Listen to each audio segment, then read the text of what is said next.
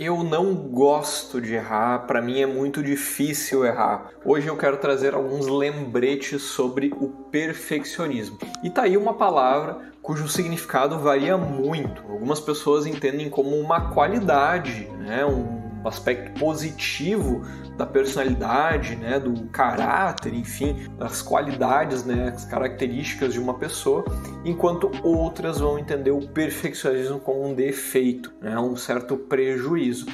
E afinal de contas, o que a psicologia considera de verdade como uma pessoa perfeccionista, tá bem? É importante a gente começar trazendo que o perfeccionismo por si só, ele não é um transtorno, tá certo? Mas a gente vai entender aqui como uma necessidade enorme de querer que tudo, ou quase tudo, seja ou esteja 100% certo, incrível, sem nenhuma ponta solta, sem nenhum defeito. E essa ideia ela pode se aplicar para pessoas, para coisas, para projetos, né? Então, quando a gente pensa como uma necessidade extrema, a gente já começa a notar que existem alguns prejuízos, não é mesmo, gente? Então, por mais que não seja um transtorno, uma doença, uma síndrome, um diagnóstico dentro da psicologia, o perfeccionismo ele pode sim ser o sintoma de alguns transtornos.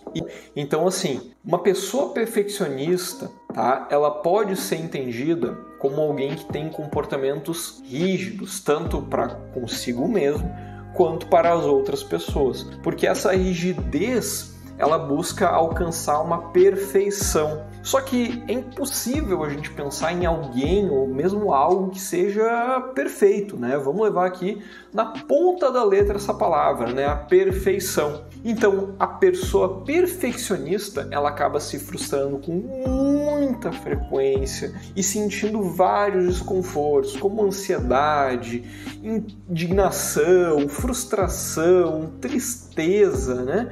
Porque como é que vai existir essa realidade nesse mundo em que tudo acaba sendo imperfeito, né?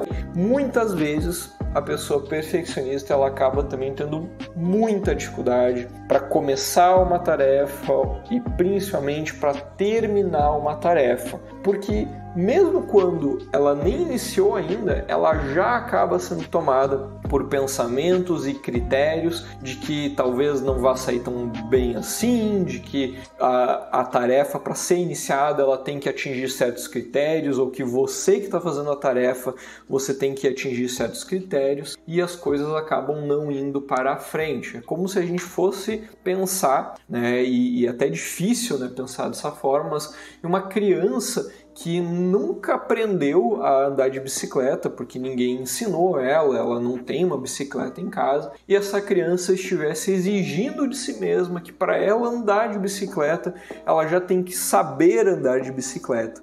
Quando nós, como adultos, em vez de nós aprendermos novas habilidades, a gente acaba achando que já está tarde demais para aprender, ou que para fazer certa coisa a gente já deveria saber disso antes, né? Mas é curioso como a gente não trata crianças assim, né? A gente entende que a criança está ali para aprender.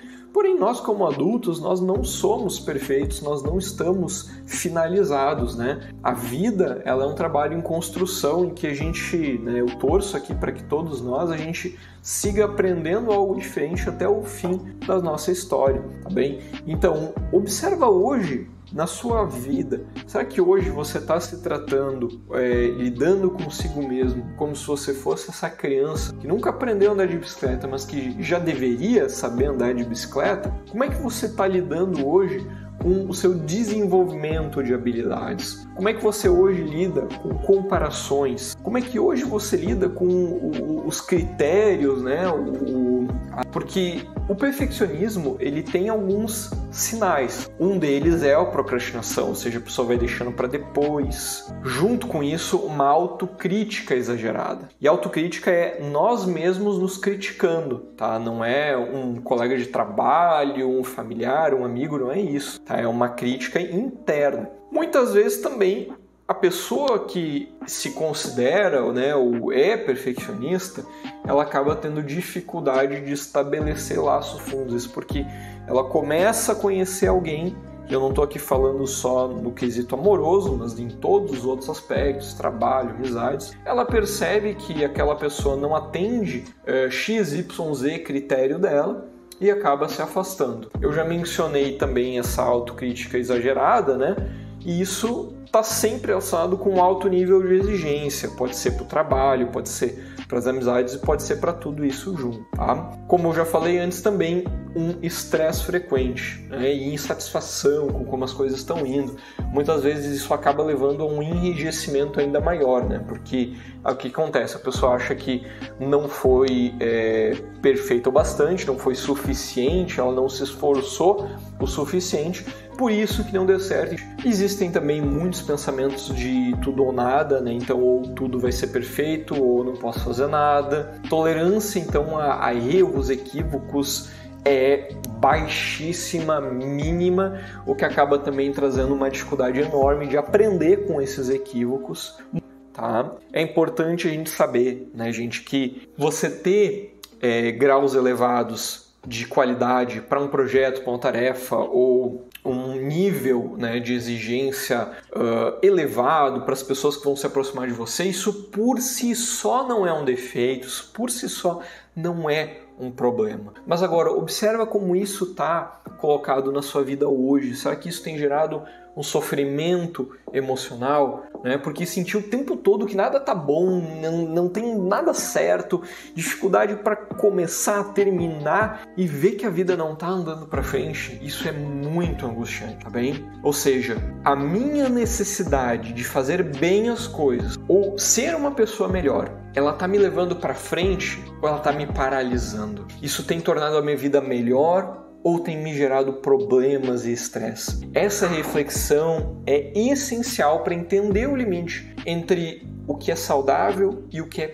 prejudicial na sua vida, né? Então, a pergunta que pode surgir agora talvez seja: como é que eu posso deixar de ser perfeccionista demais, né? Bom, a maior parte, né, das coisas ao seu redor, elas não tem como ser mudadas. Aliás, uma delas, inclusive, são as nossas emoções. A gente não controla uma emoção que a gente está sentindo. Porém, e essa é a parte muito importante que eu vou falar agora, algo que está no nosso controle é como a gente reage, como a gente lida com as situações ao nosso redor, com as pessoas, com as emoções que a gente está experimentando. Então, é interessante, sim, que a gente possa entender, né, a raiz, o histórico, né, daquela pessoa, como que, em alguma medida, né, surgiram, né, tantos critérios, tanta rigidez, e que a gente possa, ao entrar em contato com isso, ir observando que esses pensamentos, esses critérios, eles não estão nos ajudando e que a gente pode,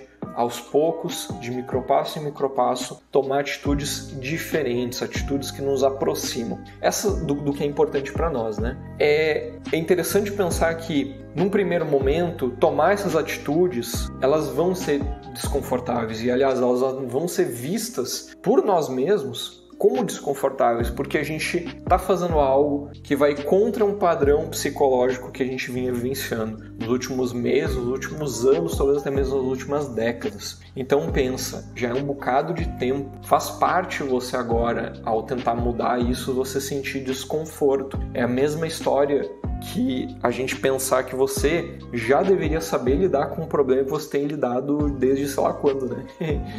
Para e pensa, né? Isso é o perfeccionismo falando com você. Então, quando você toma uma atitude diferente, por exemplo, de autocompaixão, que é olhar para si mesmo com mais calma, sem interagir tanto com julgamentos e culpa, e observar se você realmente se equivocou e qual seria uma atitude mais benéfica ou mais produtiva naquele momento, só fazer isso e observa que a sua mente vai dizer para você: ah, mas isso é muito pouco perto do que eu tenho para mudar. Observa que, mais uma vez, essa é a mente perfeccionista falando com você. E tome a atitude de fazer um micropasso nessa direção da autocompaixão. E não custa lembrar, né, gente? Eu sei que vocês já sabem, mas a Eureka está aqui para te ajudar. Tanto com terapia na modalidade presencial em Porto Alegre, capital do Rio Grande do Sul, como na modalidade online para qualquer lugar do mundo, né? Qualquer país em que você esteja. Todas as informações estão no nosso site oficial.